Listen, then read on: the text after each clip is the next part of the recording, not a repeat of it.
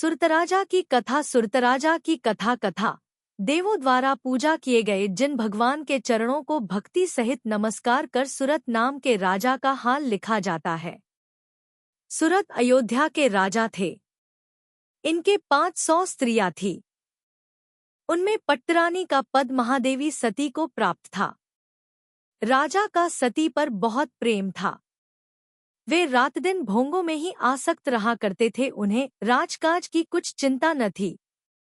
अंतपुर के पहरे पर रहने वाले सिपाही से उन्होंने कह रखा था कि जब कोई खास मेरा कार्य हो या कभी कोई साधु महात्मा यहाँ आवे तो मुझे उनकी सूचना देना।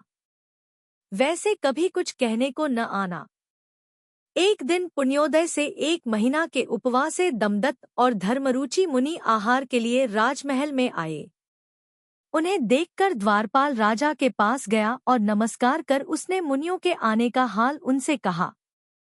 राजा इस समय अपनी प्राणप्रिया सती के मुखकमल पर तिलक रचना कर रहे थे।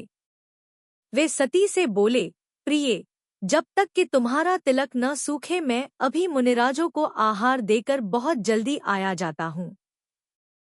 यह कहकर राजा चले आए। उन्होंने मुनिराजों को भक्तिपूर्वक ऊंचे आसन पर बैठाकर नवधा भक्ति सहित पवित्र आहार कराया, जो कि उत्तम सुखों का देने वाला है। सच है, दान, पूजा, व्रत उपवास आदि से ही श्रावकों की शोभा है और जो इनसे रहित है वे फल रहित वृक्ष की तरह निरर्थक समझे जाते हैं।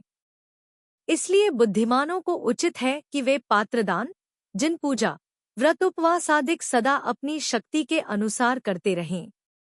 इधर तो राजा ने मुनियों को दान देकर पुण्य उत्पन्न किया और उधर उनकी प्राणप्रिया अपने विषय सुख के अंतराय करने वाले मुनियों का आना सुनकर बड़ी दुखी हुई। उसने अपना भला बुरा कुछ न सोचकर मुनियों की निंदा करना शुरू किया और खूब ही मनमानी उन्हें गालियां दी। संतों का यह कहना व्यर्थ नहीं है कि इस हाथ दे, उस हाथ ले। सती के लिए यह नीति चरितार्थ हुई। अपने बांधे तीव्र पाप कर्मों का फल उसे उसी समय मिल गया। रानी के कोढ़ निकल आया। सारा शरीर काला पड़ गया। उससे दुर्गंध निकलने लगी।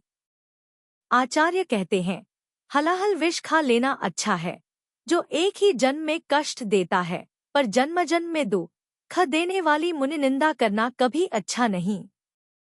क्योंकि संत महात्मा तो व्रत, उपवास, शील आदि से भूषित होते हैं और सच्चे आत्महित का मार्ग बताने वाले हैं।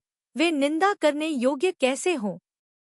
और ये ही गुरु अज्ञानांधकार को नष्ट करते हैं, इसलिए दीपक हैं, सबका हित करते हैं, इसलिए बंधु हैं और संसार रूपी समुद्र से पार करते हैं, इसलिए कर्मशील खेवटियां हैं। अतः हर प्रयत्न द्वारा इनकी आराधना, सेवा, शुश्रूषा करते रहना चाहिए। जब राजा मुनिराजों को आहार देकर निवृत्त हुए तब पीछे वे अपनी प्रिया के पास आ गए। आते ही जैसे उन्होंने रानी का काला और दुर्गंधमय शरीर देखा वे बड़े अचंभे में पड़ गए। पूछने पर उन्हें उसका कारण मालूम हुआ। सुनकर वे बहुत खिन्न हुए। संसार शरीर भोग उन्हें अब अप्रिय जान पड़ने लगे। उन्हें अपनी रानी का मुनिनिंदा रूप घृणित कर्म देखकर बड़ा वैराग्य हुआ।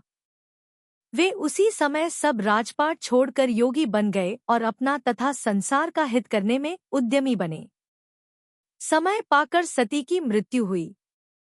अपने पाप के फल से वह संसार रूपी वन में घूमने लगी। सो ठीक ही है, अपने किए पुण्य या पाप का फल जीवों को भोगना ही पड़ता है। इस प्रकार संसार की विचित्र स्थिति जानकर आत्महित के चाहने वाले सत्पुरुषों को भगवान के उपदेश किए पवित्र धर्म पर सदा विश्वास रखना चाहिए, जो कि स्वर्ग और मोक्ष के सुख का प्रधान कारण है।